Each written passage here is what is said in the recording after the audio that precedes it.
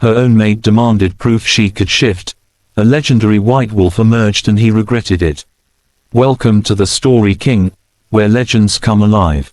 The alpha's hand connected with the table so hard the wood splintered beneath his palm.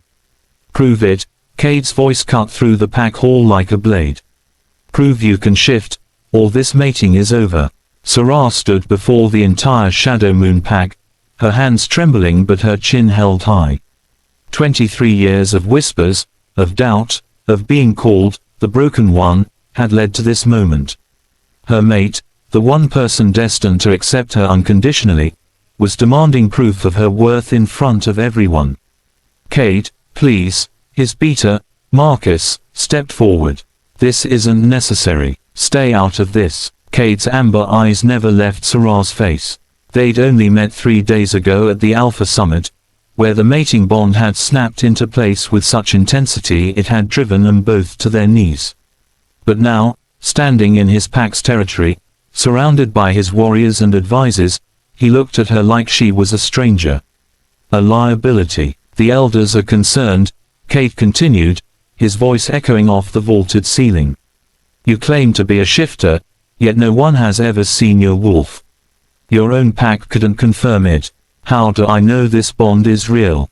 How do I know you're not some witch's trick sent to weaken us? Sera felt the words like physical blows. Her wolf stirred inside her, angry, wounded. Let me out, the voice whispered in her mind, deeper and older than Sera remembered. Let me show him. My wolf is real, Sera said quietly, but her voice carried through the silent hall. I've kept her hidden because my mother begged me to. Because she said I would be hunted. Cade laughed, but there was no humor in it. Convenient. A wolf so special she must be hidden, yet no one can verify she exists. He turned to address the gathered pack. This woman claims to be my mate, but she brings nothing to this alliance. No proof of lineage, no demonstration of strength. The Shadow Moon pack doesn't accept weakness. Something inside Sera cracked. Not her spirit, never that, but the cage she'd built around her wolf for more than 2 decades. The bars her mother had forged with desperate warnings and frightened eyes. The locks she'd fastened herself, believing she was protecting everyone she loved. You want proof? Sera's voice dropped to a whisper that somehow felt louder than a shout. You want to see my wolf? For the first time since his ultimatum, Cade hesitated. Something in her tone, in the way the temperature in the hall seemed to drop, made his wolf sit up and take notice. Sera, Marcus warned, you don't have to. Yes, she does. Cade cut him off, but his eyes had narrowed. If she's truly my mate, she has nothing to hide.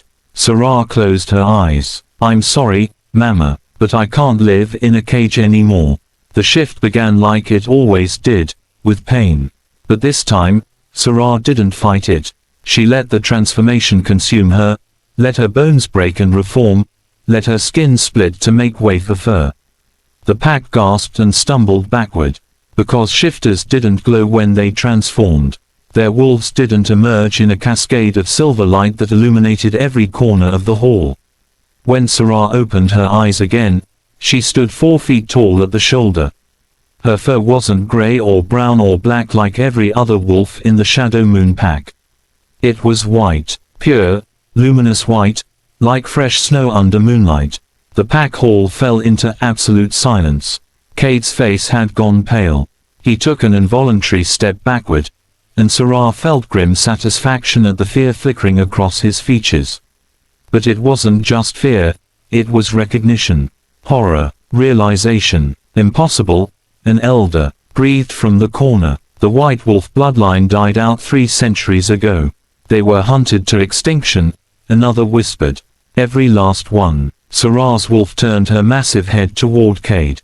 In her wolf form, she towered over his human shape. Her eyes, still her own stormy gray but somehow more ancient, fixed on her mate. The mate who had demanded proof. The mate who had humiliated her. Do you believe now? She thought, knowing he couldn't hear her in this form, but hoping he could read the message in her gaze. Cade's legs seemed to give out. He dropped to one knee, then both, his head bowing automatically. Around the hall, pack members followed suit. Even the elders, bent with age and pride, lowered themselves to the ground. Because they knew the legends. Every shifter did. White wolves weren't just rare. They were royalty. The first shifters, blessed by the moon goddess herself. Their power was absolute. One white wolf was said to be worth 100 ordinary shifters in battle. They could heal with a touch, command any pack, and their mates were destined for greatness.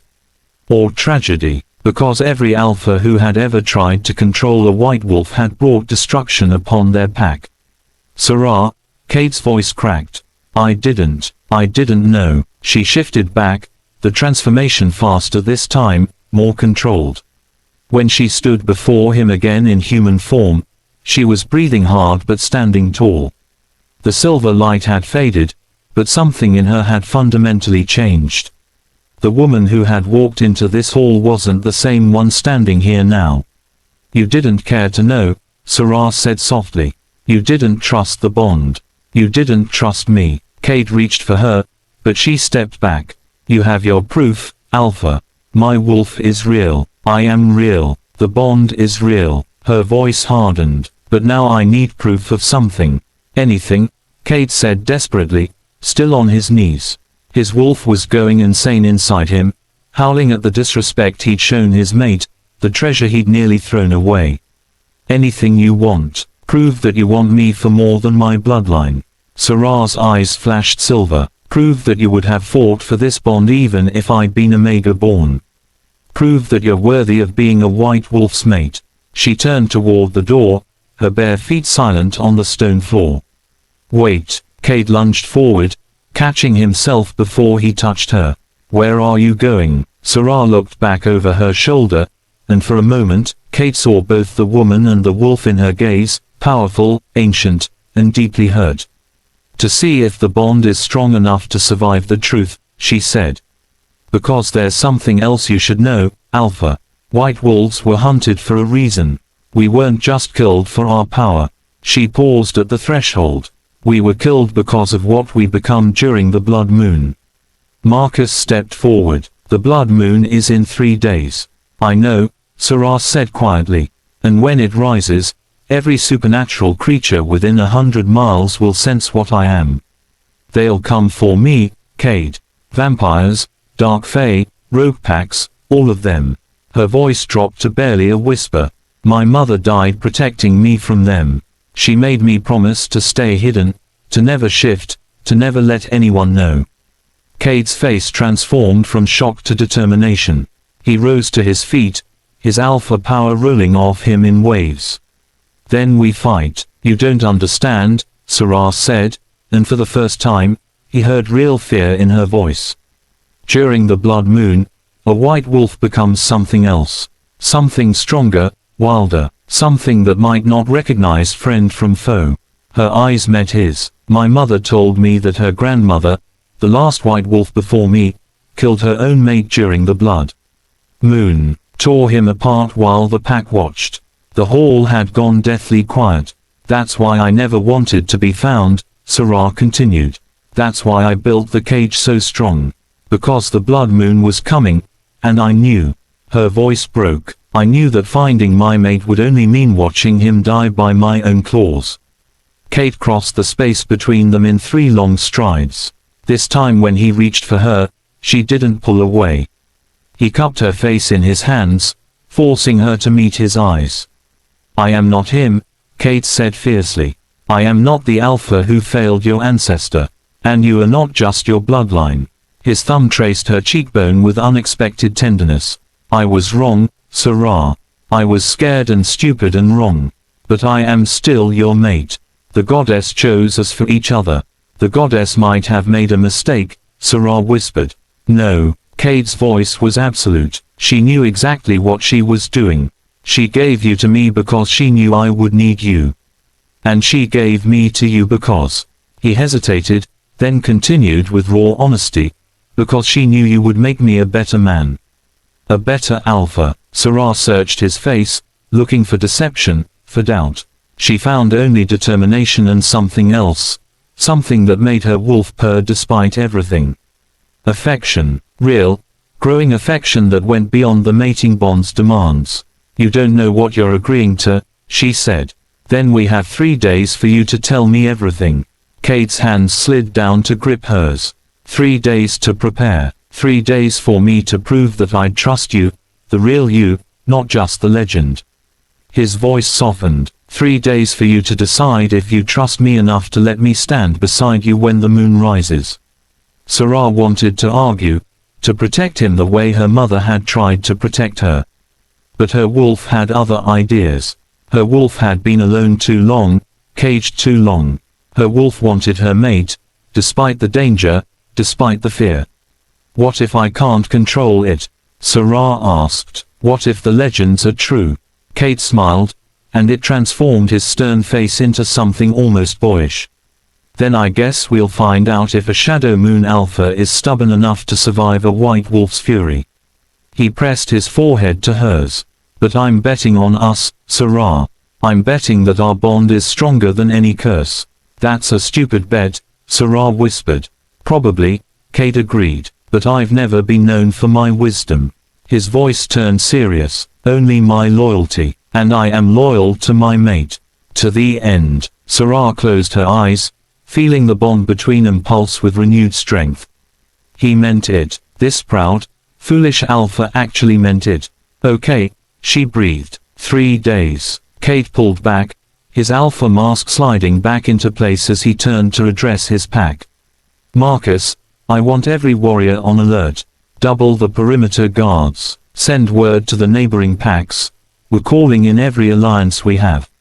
You're preparing for war, Marcus observed. I'm preparing to protect my mate, Kate corrected.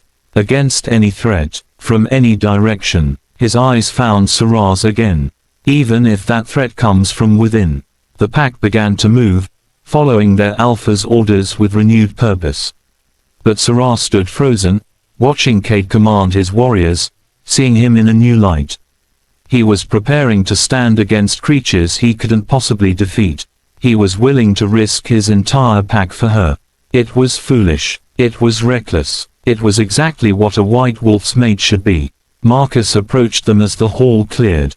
I'll prepare the containment protocols, he said quietly. The old texts mention silver chains blessed by a shaman. No chains, Kate said immediately. We're not caging her, Alpha, if she loses. Control, no, chains. Kate's voice was absolute. We find another way. Sera felt something warm bloom in her chest. Trust. He was offering her trust when he had every reason to protect himself. There might be another way, she said slowly. My mother mentioned it once. She said that if a white wolf's mate was strong enough, brave enough, they could use the bond itself as an anchor. Pull the wolf back from the edge. She swallowed hard, but no one's ever successfully done it. The mates always broke or ran. Kate's smile was sharp and dangerous. Lucky for you, I don't break easily. And I never run. You're insane, Sera said, but she was smiling too. Probably, Kate agreed. He caught her hand, lacing his fingers through hers. Come on, we have 3 days to prepare for the impossible. We'd better get started. As they walked through the pack hall together, Sera felt eyes following them, some fearful, some awed, all uncertain. She'd revealed herself, exposed the secret her mother had died to protect. Everything was about to change. The blood moon was rising, and somewhere in the darkness beyond the pack's territory, ancient enemies were stirring. They'd sensed the white wolf's emergence, and they were coming to finish what their ancestors had started 3 centuries ago. But Sera wasn't alone anymore. She had a mate who'd demanded proof, and then knelt before her when he received it. She had a pack preparing to defend her, whether they understood what that meant or not. She had 3 days to teach an arrogant alpha how to love a legend. And 3 nights until the blood moon would test whether their bond was strong enough to survive the monster she would become. Sera squeezed Kate's hand as they walked into the sunlight streaming through the pack house entrance. He squeezed back, a promise without words. Kate, she said softly, yes, when the blood moon rises, if I can't control it, if the legends are true and I come for you. She forced herself to meet his eyes. "Promise me you'll save yourself. Promise me you'll run." Cade stopped walking. He turned to face her fully, his amber eyes blazing with determination and something fiercer, something that looked remarkably like love, even after only 3 days. "I promise," he said solemnly, "that I will never run from you. Not during the blood moon. Not ever." He leaned in, his lips brushing her ear as he whispered, "Because I finally understand what the goddess was trying to tell us, Sera. White wolves aren't dangerous to their mates. Then why? They're only dangerous to mates who tried to control them," Cade finished. "Your ancestor's mate died because he tried to chain her. Cage her. Break her spirit." He pulled back to look into her eyes. "But I'm not going to make that mistake. When the blood moon rises, I'm not going to try to contain you." "Then what are you going to do?" Sera whispered. Cade's smile was fierce and tender all at once. "I'm going to set you free. And then I'm going to prove that a white wolf's mate doesn't survive by fighting the beast." He touched her face with infinite gentleness. "He survives by loving both the woman and the wolf equally." Sera's breath caught. No one had ever understood. Not her pack, not her mother, not even herself. But somehow, this alpha who doubted her 3 days ago had figured out what 3 centuries of legends had hidden. 3 days, she said again, but this time it sounded like hope instead of a deadline. 3 days, Cade agreed. "And then we rewrite the legend together." As they stood there in the doorway, neither of them noticed the shadow that detached itself from the tree line. Neither saw the figure that watched them with ancient, hungry eyes. But in the distance, carried on a wind that smelled of blood and dark magic, a voice whispered across the miles. "The white wolf has emerged. Gather the hunting party. This time, we finish what we started." The blood moon was rising. And the real test was only beginning. Thank you for reading The Story King.